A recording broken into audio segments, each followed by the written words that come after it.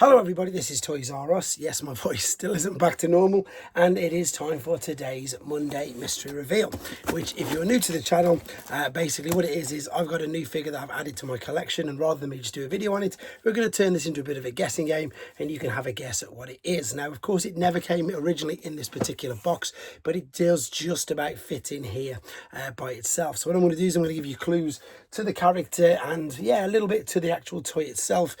You're welcome to guess, obviously, but please don't put the name of the actual figure in the comments. You can put your wrong guesses, you can put the time that you got it, etc., but try not to spoil it for anybody else. So, figure in question is a Generation 1 figure. I'm lucky enough again to say that it is a boxed version of this particular figure, and it is a Japanese version, so it's in a little Takara box. I've just said too much straight away. Yes, it's in a Takara box. The figure itself, it's one of them ones, it falls into a bit of a subcategory that people, there's maybe there's probably three actually, but there's definitely this particular subcategory. Lots of people want to see this particular, yeah, all of them done again. I'm thinking off the top of my head, and I genuinely can't think of this particular figure and character having a updated version in the Generations toy line. So that basically means that since that figure was made in 1988, there hasn't been another iteration of it throughout the whole of the Transformers fandom, through Classics, Universe, Legacy, etc. There's not been, even during Titan's Return, where you thought they might have perhaps done this particular figure, there's a big clue for you, they didn't do it. So the figure itself is 1988.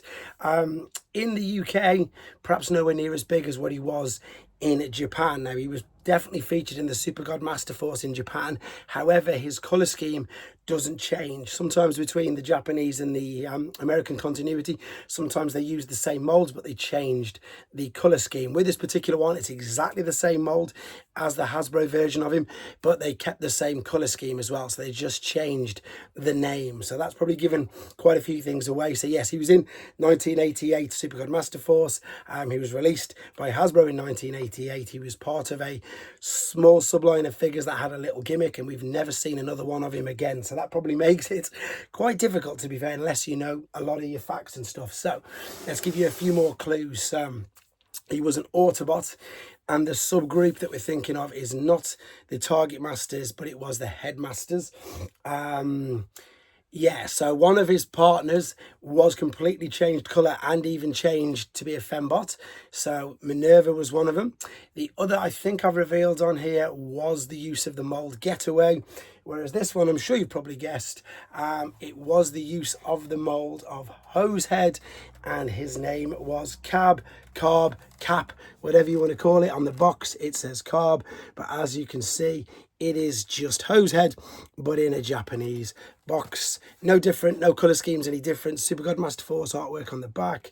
Just the Japanese version of what we've all seen with the US. There you go, guys. If you got it again, please don't put Hosehead or even Carb in the answers, and I'll get around to doing a video on this.